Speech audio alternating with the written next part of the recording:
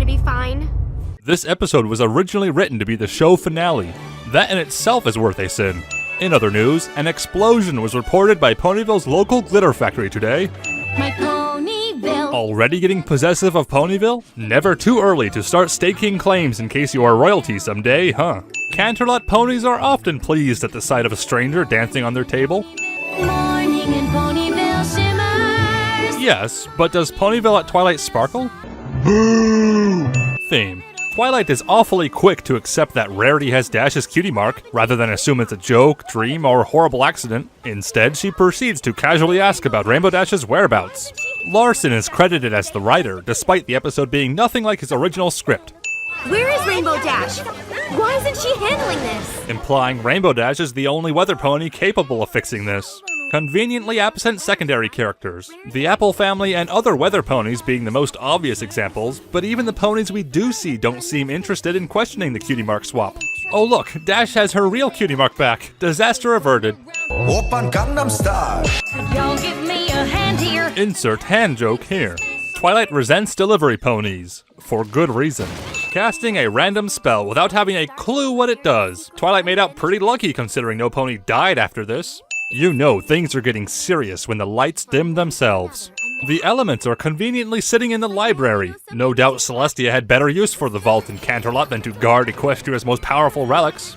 Twilight explains that the problem can't be solved with simple memory magic, then proceeds to solve the problem with simple memory magic. Overdramatic song makes it evident that the episode expects the audience to go through the 5 stages of grief in only 5 minutes.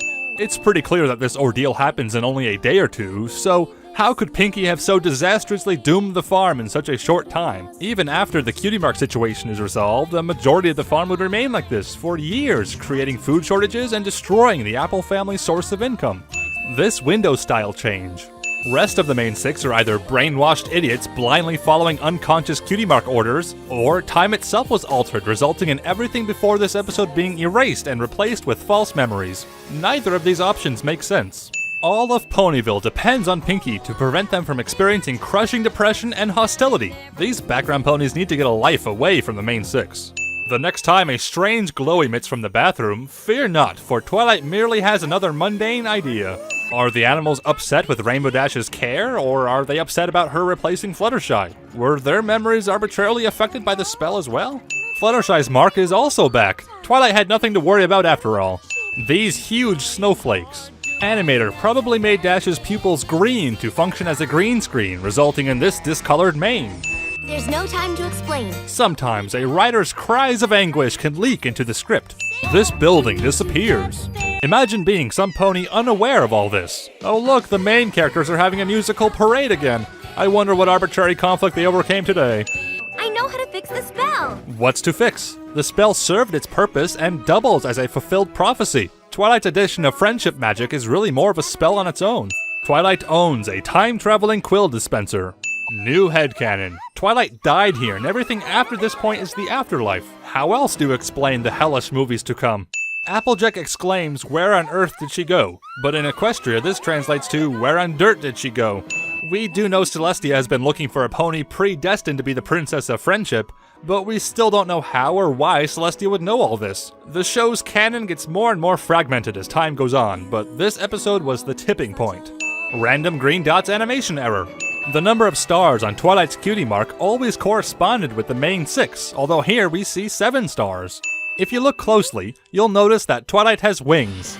This is an obvious animation error, which happens quite often, but Twilight's is the most apparent. Cadence adorns the ceremonial headdress, then moments later reverts back to her normal main style. Twilight gets promoted to princesshood after fixing a major disaster of her own doing. Discord should be a super princess by now. This offensive pony breaks the 4th wall to wink at us. This teleporting background pony. I love you too, girls. Yes, but which two? Miscolored horn. Everything's gonna be just fine. Tell that to the 2013 bronies watching this live while in the fetal position. Absolute certainty, you see.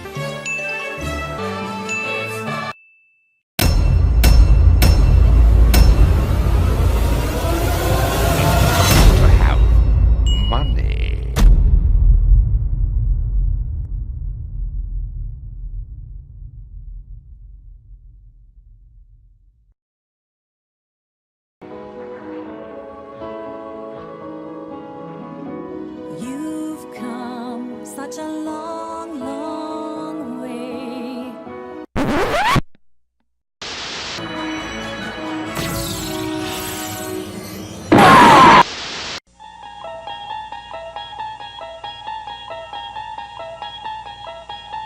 You unlock this door with the key of imagination.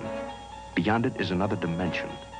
A dimension of sound. A dimension of sight. A dimension of mind.